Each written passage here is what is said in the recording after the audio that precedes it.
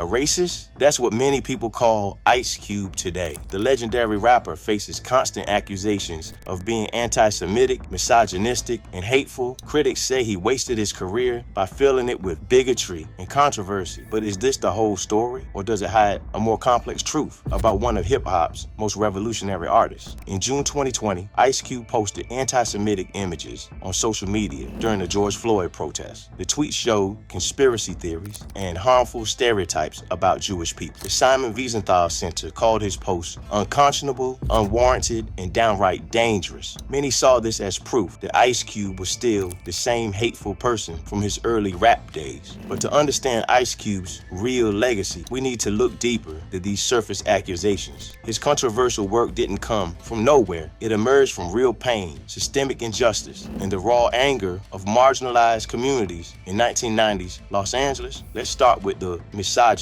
claims. Ice Cube's early music did contain derogatory language about women. This was common in gangster rap during the early 1990s. Academic studies show that 22% of rap songs from 1992 to 2000 contained misogynistic lyrics. The trend came from young men in marginalized communities who had no access to traditional power. They asserted dominance over women as an alternative way to gain status and respect. In 1991, Ice Cube had a pivotal interview with activist Angela Davis. She was a prominent black feminist philosopher who had worked with the Black Panther Party. Davis challenged Ice Cube about his use of derogatory terms for women. She pointed out the cognitive dissonance of fighting racial oppression while oppressing black women through misogyny. Ice Cube defended himself by saying he was using the language of the streets to communicate with his audience. He claimed his lyrics made a clear distinction between upstanding ladies and bitches or hoes, whom he called despicable females, not worthy of defense. But this defense actually reveals the problem. By creating a binary of good and bad women, he gave himself the power to decide which women deserve respect. A woman's right to be free from degradation became conditional on her behavior as judged by a man. The anti-Semitism accusations center on his 1991 track, No Vaseline. To understand this song, we need context. It was Ice Cube's response to insults from his former NWA group mates after a bitter financial dispute. He believed he was being unfairly compensated by the group's manager, Jerry Heller, and its leader, Eazy-E. The song is widely regarded as one of the most effective diss tracks ever recorded, but it crossed a dangerous line when targeting Heller, who was Jewish. While Ice Cube used general insults like devil and cracker, he repeatedly identified Heller by his ethnicity, calling him a Jew and a white Jew. The lyrics moved from a personal grievance to a broader, bigoted generalization, with lines like, "Cause you let a Jew break up my crew." This framing stopped being about Heller, the individual, and became about a Jew as an agent of division and financial exploitation. It invokes harmful stereotypes of the Jewish puppet master profiting from non-Jews. The song even included a direct death threat. Get rid of that devil real simple. Put a bullet in his temple, cause you can't be the nigga for life crew with a white Jew telling you what to do. Jewish human rights organizations immediately condemned the lyrics as anti-Semitic and an incitement to violence. Ice Cube also endorsed a book called The Secret Relationship Between Blacks and Jews, which falsely claimed that Jews dominated the Atlantic slave trade. However, Ice Cube's stance on anti-Semitism has evolved over time. In 2015, he expressed specific regret for using the word Jew in No Vaseline. He clarified that his attack was intended for Heller alone and not the whole Jewish race. Most recently, in 2022, he stated, "Please leave my name out of all the anti-Semitic talk. I'm not anti-Semitic and never have been." The racism accusations focus on his track Black Korea, but this song cannot be understood without the crucial context of early 1990s Los Angeles. Deep tensions existed between Black and Korean American communities who were pitted against each other by systemic forces. Following the 1965 Watts Rebellion, many white-owned businesses left predominantly Black neighborhoods like South Central. Korean immigrants, often with college degrees and access to capital, began establishing small businesses in these areas. This positioned them as a middleman minority, acting as a buffer between the dominant white economic structure and subordinate Black and Latino community. Daily friction was made worse by cultural and linguistic barriers, leading to damaging mutual stereotypes. Black customers complained of being treated with disrespect, followed in stores, and automatically suspected of shoplift. Korean merchants, many victims of robbery robberies, and violence often stereotyped their black patrons as dangerous and rude. 15 Korean merchants had been killed in the 18 months before the Latasha Harlins tragedy. On March 16, 1991, these tensions exploded into defining tragedy. 15-year-old Latasha Harlins entered the Empire Liquor Market in South Central Los Angeles. Store owner Soon Ja-do observed Harlins placing a $1.79 bottle of orange juice in her backpack. Assuming she was stealing, Do didn't see the money Harlins held in her hand. Security camera footage showed a disturbing sequence of events. Do grabbed Harlins by her sweater, leading to a physical fight where Harlins struck Do twice, knocking her down.